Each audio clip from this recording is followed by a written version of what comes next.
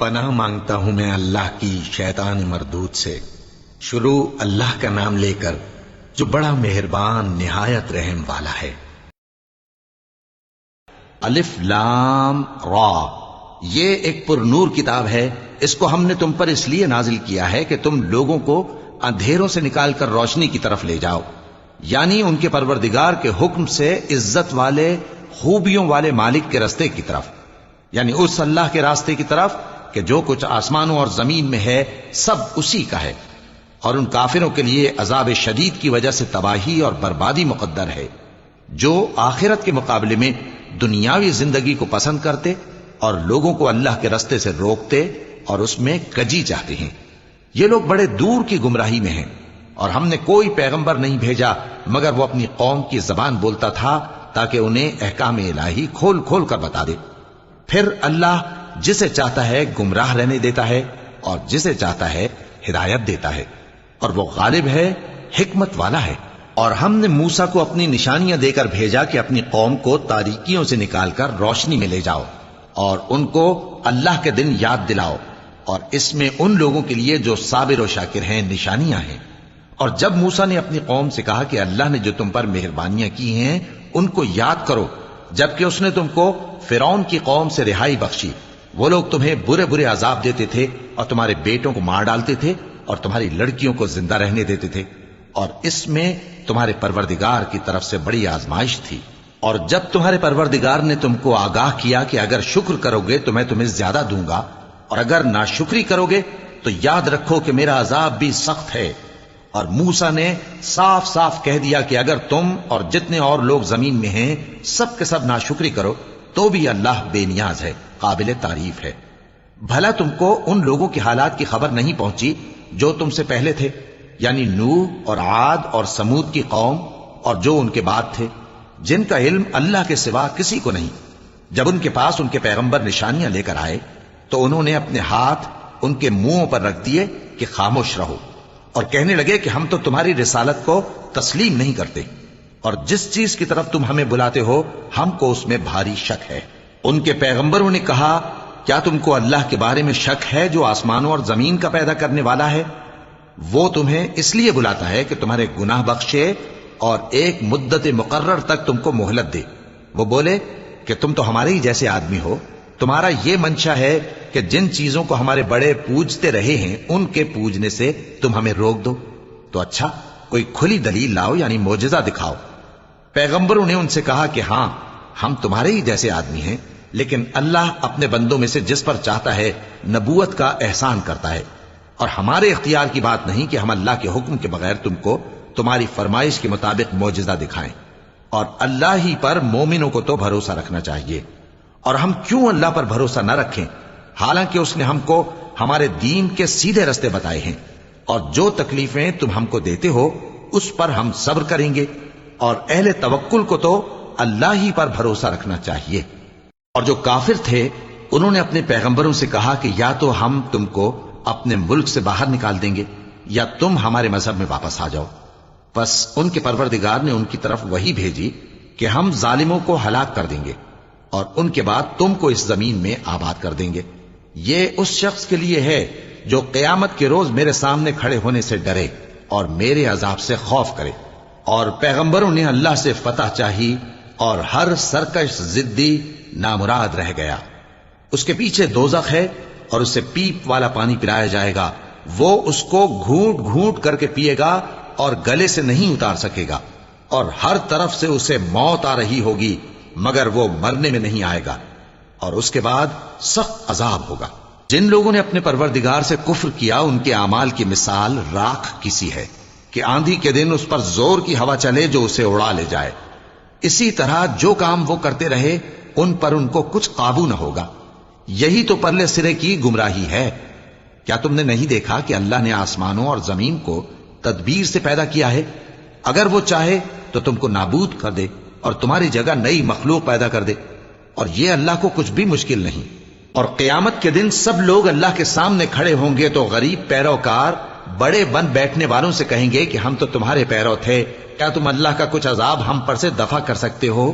وہ کہیں گے کہ اگر اللہ ہم کو ہدایت کرتا تو ہم تم کو ہدایت کرتے، اب ہم گھبراہٹ ظاہر کریں یا صبر کریں ہمارے حق میں برابر ہے، کوئی جگہ رہائی کی ہمارے لیے نہیں ہے۔ اور جب حساب کتاب کا کام فیصل ہو چکے گا تو شیطان کہے گا جو وعدہ اللہ نے تم سے کیا تھا وہ تو سچا تھا، اور جو وعدہ میں نے تم سے کیا تھا وہ جھوٹا تھا، اور میرا تم پر کسی طرح کا زور نہیں تھا۔ ہاں، میں نے تم کو گمراہی اور باطل کی طرف بلایا تو تم نے جلدی سے اور بے دلیل میرا کہنا مان لیا۔ تو آج مجھے ملامت نہ کرو، اپنے آپ ہی کو ملامت کرو۔ نہ میں تمہاری فریاد رسی کر سکتا ہوں اور نہ تم میری فریاد رسی کر سکتے ہو۔ میں اس بات سے انکار کرتا ہوں کہ تم پہلے مجھے شریک بناتے تھے۔ بے شک جو ظالم ہیں ان کے لیے درد دینے والا عذاب ہے، اور جو ایمان لائے اور عمل نیک کرتے رہے وہ بہشتوں میں داخل کیے جائیں گے جن کے نیچے نہریں بہ رہی ہیں۔ اپنے پروردگار کے حکم سے وہ ہمیشہ ان میں رہیں گے، وہاں وہ ہر ملاقات پر ایک دوسرے کو سلام کہیں گے۔ کیا تم نے نہیں دیکھا کہ اللہ نے کلمہ طیبہ کی کیسی مثال بیان فرمائی ہے؟ وہ ایسی ہے جیسے پاکیزہ درخت جس کی جڑ مضبوط ہو اور شاخیں آسمان میں پھیلی ہوں۔ وہ اپنے پروردگار کے حکم سے ہر موقع پر پھل لاتا ہو، اور اللہ لوگوں کے لیے مثالیں بیان فرماتا ہے تاکہ وہ نصیحت حاصل کریں۔ اور ناپاک بات یعنی غلط عقیدے کی مثال ناپاک درخت کی سی ہے کہ وہ زمین کے اوپر ہی سے اکھیڑ کر پھینک دیا جائے، اس کو ذرا بھی قرار و ثبات نہیں۔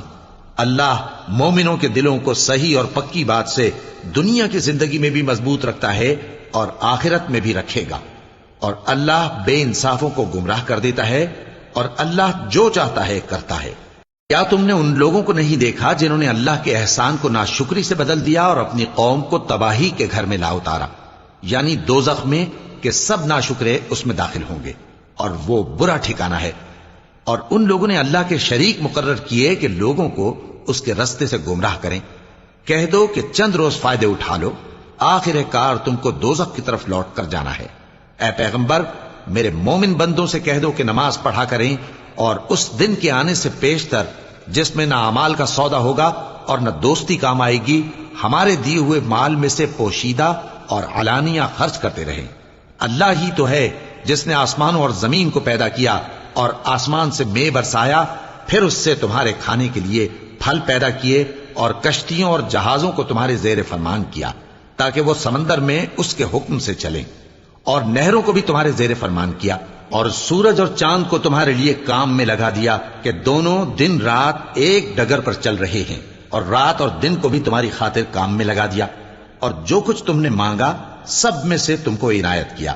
اور اگر اللہ کے احسان گننے لگو تو شمار نہ کر سکو، مگر لوگ نعمتوں کا شکر نہیں کرتے۔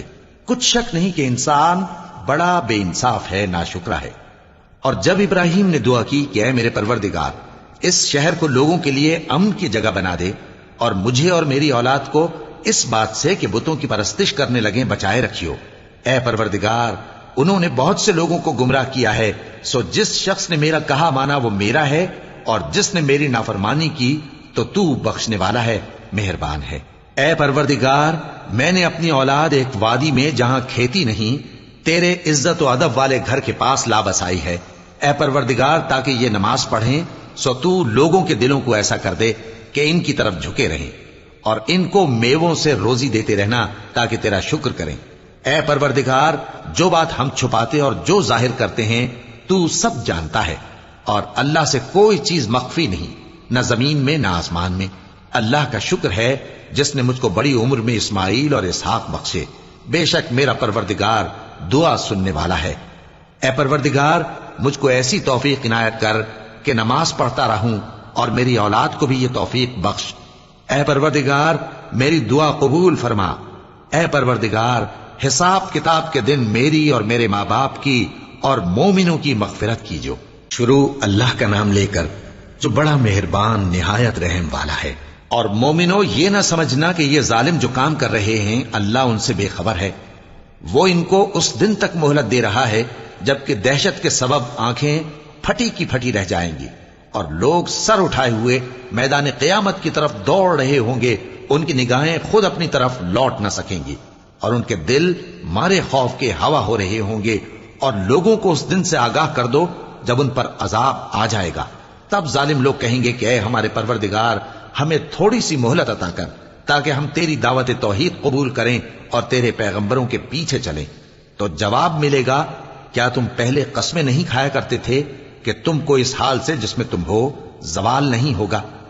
اور جو لوگ اپنے آپ پر ظلم کرتے تھے تم ان کے مکانوں میں رہتے تھے، اور تم پر ظاہر ہو چکا تھا کہ ہم نے ان لوگوں کے ساتھ کس طرح کا معاملہ کیا تھا، اور تمہارے سمجھانے کے لیے مثالیں بیان کر دی تھیں۔ اور انہوں نے بڑی بڑی تدبیریں کی، اور ان کی سب تدبیریں اللہ کے ہاں لکھی ہوئی ہیں۔ گو وہ تدبیریں ایسی غضب کی تھیں کہ ان سے پہاڑ بھی ٹل جائیں۔ تو ایسا خیال نہ کرنا کہ اللہ نے جو اپنے پیغمبروں سے وعدہ کیا ہے وہ اس کے خلاف کرے گا۔ بے شک اللہ زبردست ہے، بدلہ لینے والا ہے۔ جس دن یہ زمین دوسری ہی زمین بنا دی جائے گی اور آسمان بھی بدل دیے جائیں گے، اور سب لوگ اللہ کے سامنے نکل کھڑے ہوں گے جو یکتا ہے، بڑا زبردست ہے۔ اور اس دن تم گناہگاروں کو دیکھو گے کہ زنجیروں میں جکڑے ہوئے ہیں، ان کے کرتے تارکول کے ہوں گے، اور ان کے چہروں کو آگ لپٹ رہی ہوگی، یہ اس لیے کہ اللہ ہر شخص کو اس کے اعمال کا بدلہ دے۔ بے شک اللہ جلد حساب لینے والا ہے۔ یہ قرآن لوگوں کے نام اللہ کا پیغام ہے تاکہ ان کو اس سے ڈرایا جائے، اور تاکہ وہ جان لیں کہ وہی اکیلا معبود ہے، اور تاکہ اہل عقل نصیحت حاصل کریں۔